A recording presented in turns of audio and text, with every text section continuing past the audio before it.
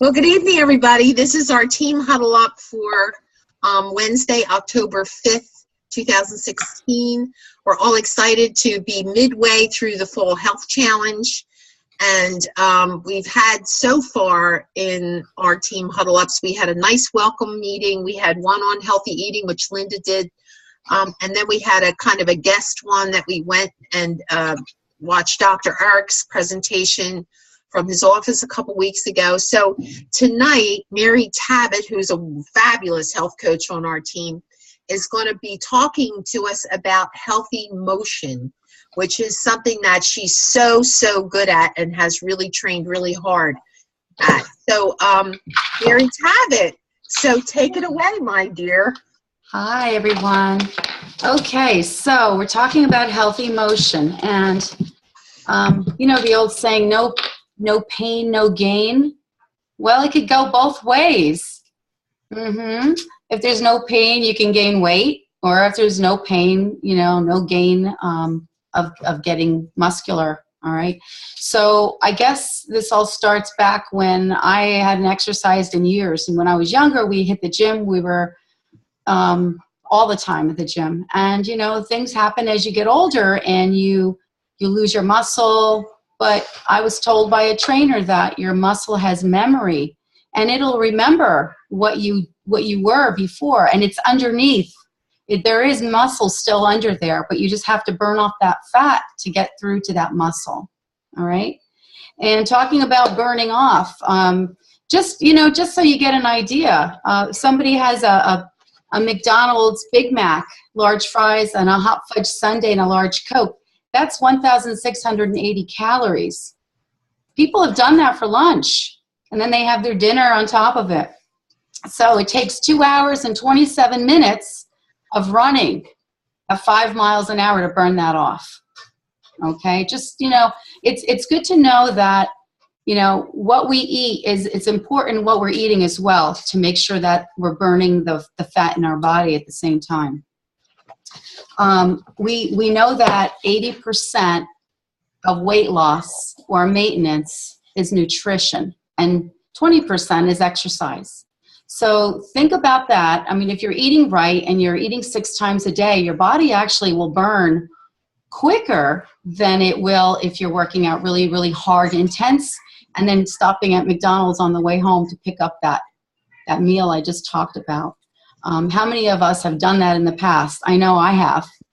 Or stopping off at the gym counter and getting a big, delicious smoothie that you feel should be very healthy. And they don't post your calories and your fat and your sugar in it.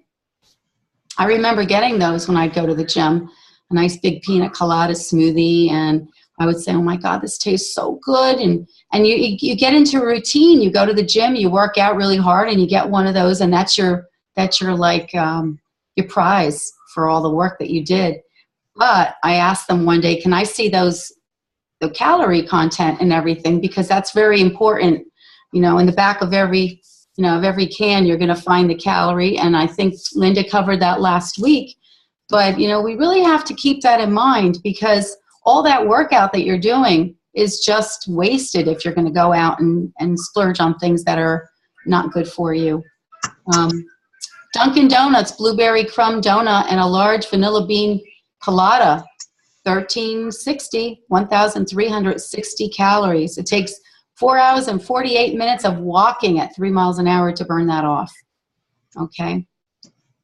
The nice thing about eating properly, you can burn a lot quicker than working out and having to do all that. So before you eat something that's really bad for you, think about how much hard work you're going to have to do to burn that off.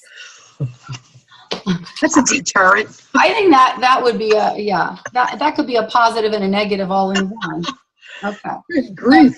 So Dr. Anderson, in his book here on the Discover Your Optimal Health, on page 143 covers, which is chapter 14, covers Discover the Habits of Healthy Motion. And it does talk, it's very,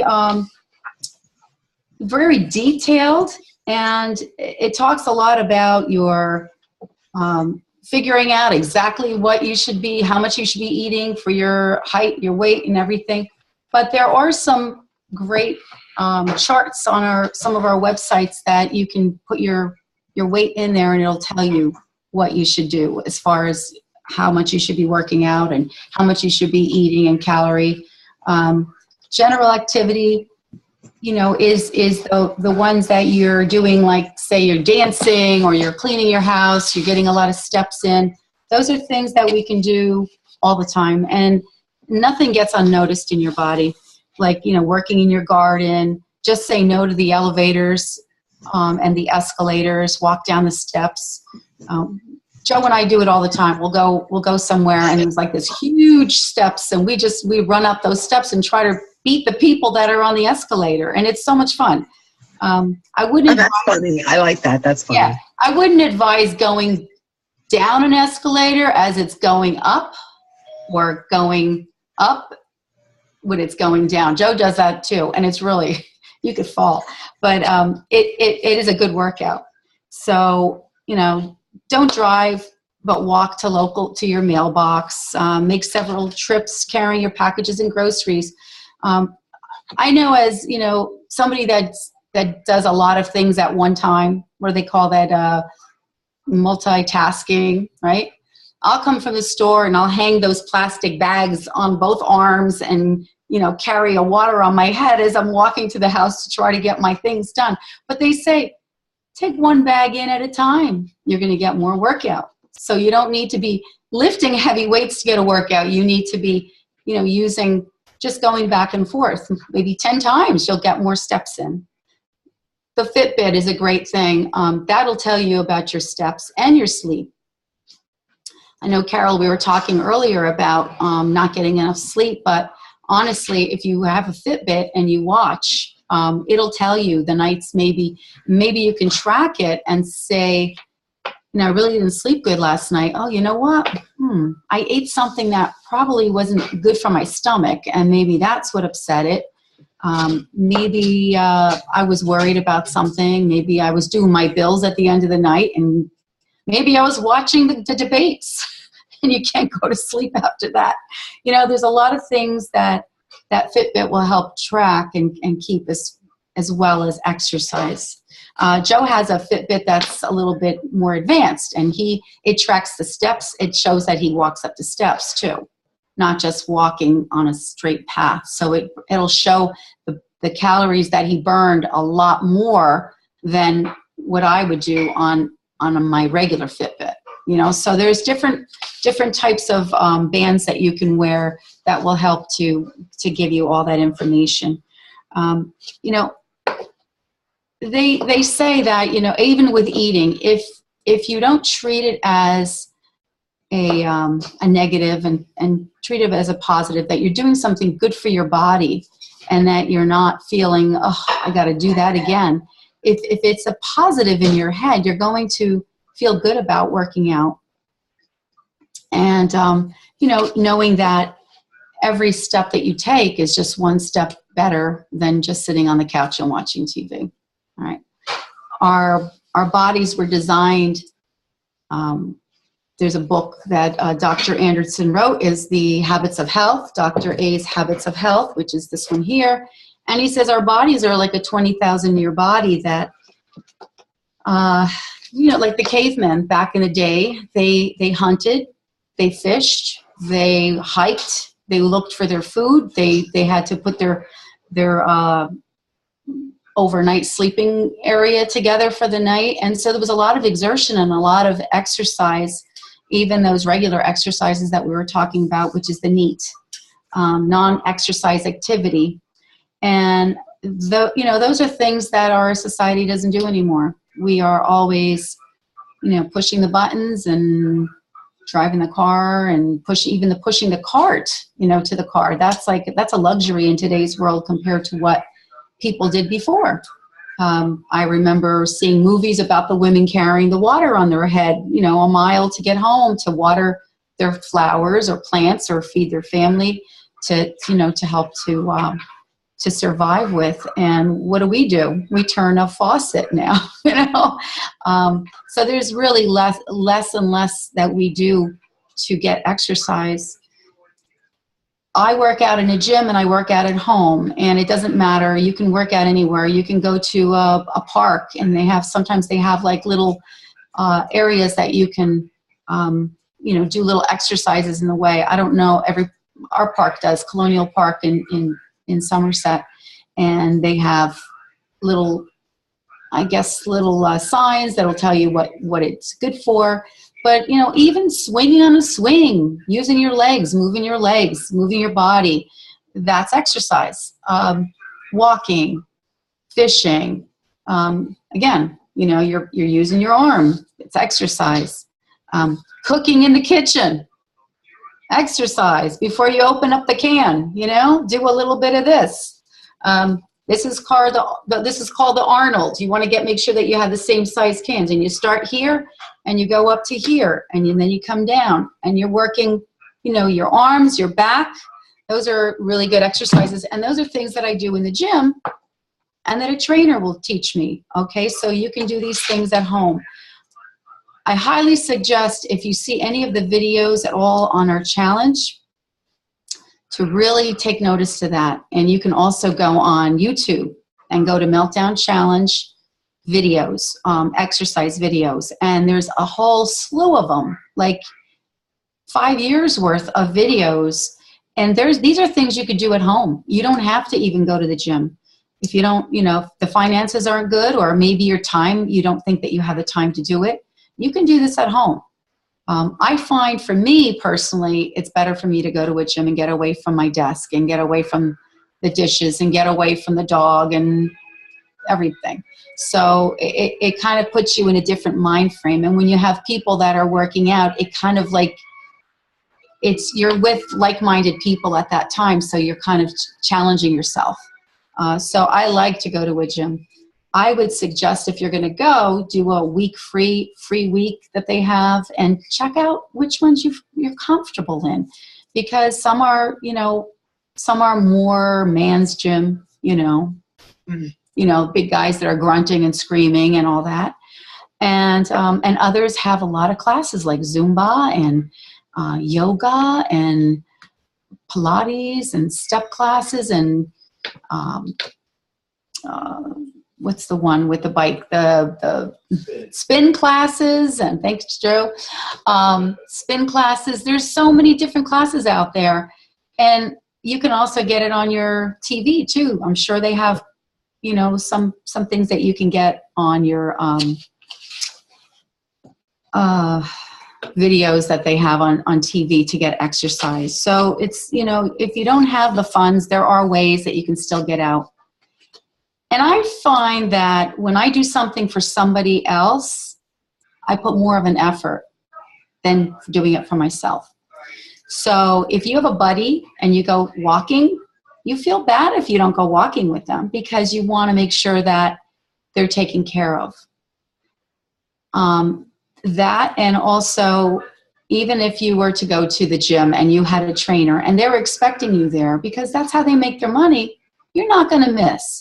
But if it's just you, sometimes you don't feel the obligation, and there's more of a commitment when you have a buddy that you can go with.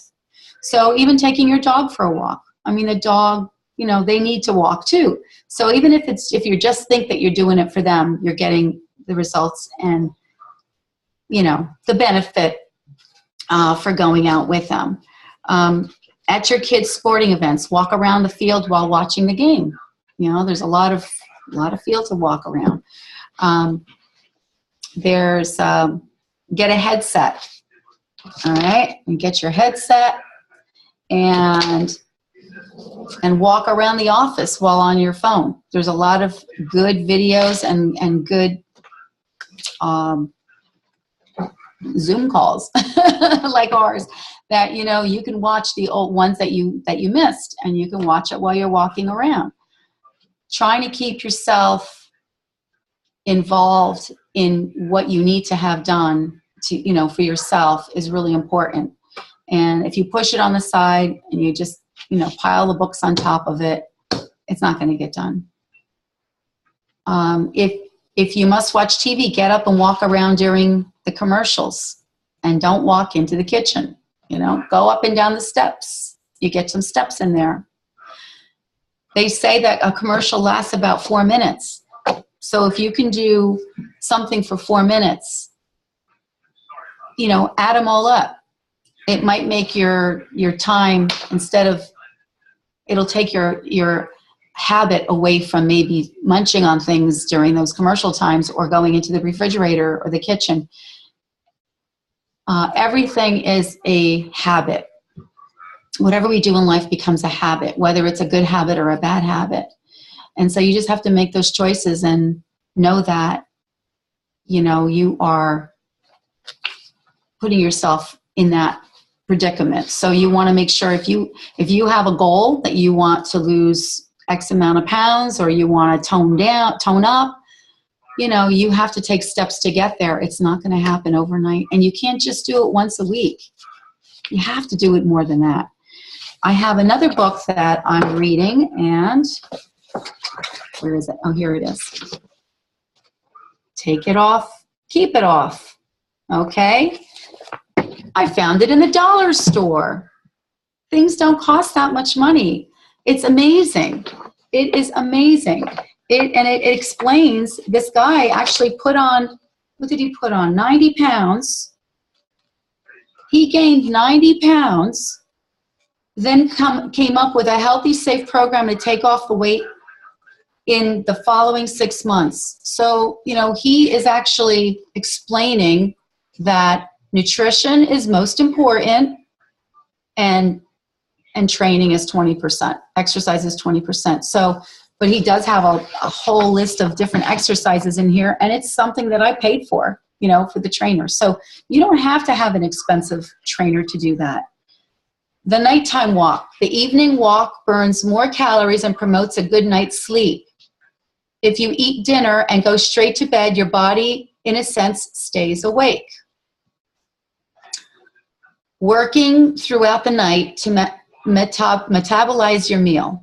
The result, restless slumber and major brain fog the next day. Allowing your evening meal to settle for 45 minutes and take a brisk walk will stimulate your metabolism, helping it to process dinner.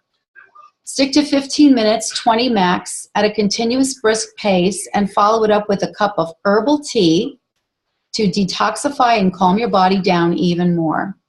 A hot shower will relax you even further, priming you for your peaceful sleep. You'll wake up refreshed and ready for your morning cardio. So they say you're better off to do like 15 minutes in the morning and 15 minutes at night. Not to do as much as doing all 30 altogether. It actually is better for your body. If you want to change things up, try to incorporate different forms of cardio like spin class, hiking, Zumba, and other group aerobic classes. There's just tons and tons of information that you can get from so many different books. The elliptical. You know, the elliptical machine actually works more than one area of your body. The treadmill doesn't do it as much. You know, you're not working your core on the treadmill. You're just working your legs. It's good to get that going, but not to keep the same pace during the whole time. You want to do slow, fast, slow, fast, slow, fast on a treadmill. But an elliptical, again, I'm going to read it real quick. You'll be stronger and will have greater endurance and cardio capacity, so you can absolutely tackle activities that are more challenging than a fast walk or the elliptical machine. Let's see. Okay. The elliptical cross trainer, it says, I just love how it torques fat while remaining non-impact, so it's easy on the joints. So the elliptical is easy on the joints. Get motivated. So we want to make sure that we know that exercise is very important for your core, for just to be able to feel better.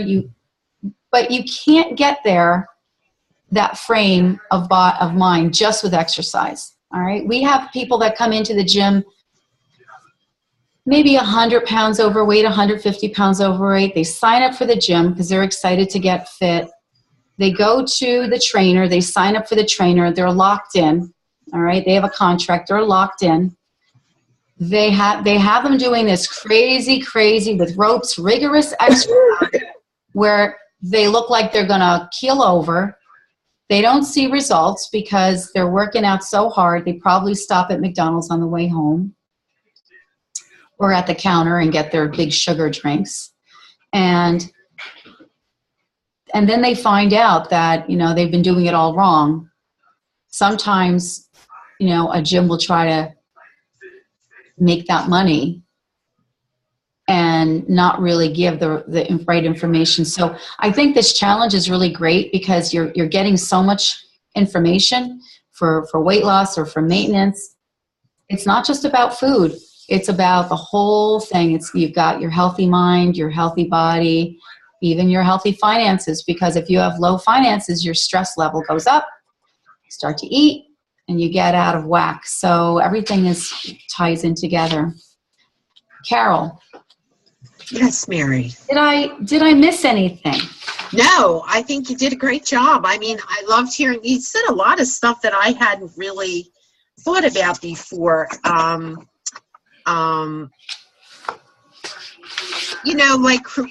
Like always, Dr. Anderson always says he never sees anybody smiling as they're, running down the street. And I think that's interesting because you said, treat exercise as a positive so that then you're not dreading it. It's a mindset. You just create a better mindset, a healthier mindset with respect to exercise, and you don't dread it as much, and you're much more likely to be regular at it. And that's interesting what you said too about like fishing is exercise, cooking in the kitchen. I remember Martha Stewart, she'd be whipping the egg whites, and she'd say, this is a great workout. Everything is exercise, Yeah, I guess. I mean, I guess I never realized that before, but it was very interesting. I enjoyed it so much, and I know our challenge team is going to really appreciate it too because it's practical. It's practical information. Do you know what I mean? It's coming from somebody that's been there and done that, and still, maintains a commitment to, motion, healthy motion, and so I love that. I know that a bunch of our challengers are, embracing these things, over time, over these challenges, because you see them in their comments on the team wall. I couldn't go for my walk today because of the rain, and I really had a great walk today. So it's really makes me feel good to see that, because these are all new skills that people are really acquiring and implementing. So no, this was great, and I think when they see it, they're going to be thrilled. And so thank you so very much for the time that you spent to, to record this and gather the information together on their behalf. So I'll put the recording on the pinned post that's on the team wall, so they'll be able to get it. And I'll type another message about where it's located because there seemed to be some confusion about that. It's in the pinned post that's at the top of the team wall. So I'll stick this on there along with the others that are there. Yeah. So is there anything else you want to share with the team, Mary, before we? A couple more things. There's a lot of walks right now. I don't know if you know, like for the breast cancer walk and for all different types of walks, heart walk. That would be something really good to get a bunch of people together and do something like that. It would be fun. It would make you think about maybe doing that again, as a regular basis. And there's like so many myths that women have too about themselves and about gyms. Most people there feel insecure about their bodies. They don't think that they should be at the gym. But let me tell you, nobody cares about what you're looking at. They're too busy about looking at their own body in the mirror. All right? Really. It's funny. It really is. Because, you see somebody bending over and they're looking at themselves in the mirror. So they don't see you. They really don't see you. If you say hi to them, they'll see you. But no, they don't really care. That's funny. It's true, though. This goes for muscle-bound men in the weight room, too. The truth is that everyone is so focused on their own bodies, all right? And it's in this book. And it's funny But it's true. And make sure that whatever you're doing, make sure you stretch before you work out and stretch after, because there's certain stretches that you should do. And you want to always be around like-minded people that are eating healthy and working out, doing something, because, you are who you hang with. You turn out to be who you hang with. So if you go out for dinner a lot and you eat fatty foods and everything, people usually go, oh, what do you eat? And I'll have the same thing. And, we really have to prepare. We have to plan, make a plan.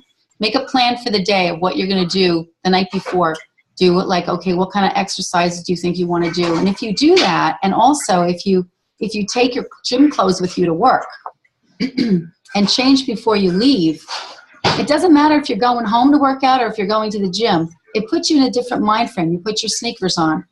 You take your heels off. Because what happens when we get home if we're wearing heels all day? You kick those heels off. You go find a couch to sit on or a chair to sit on, and you go, oh, I'm tired.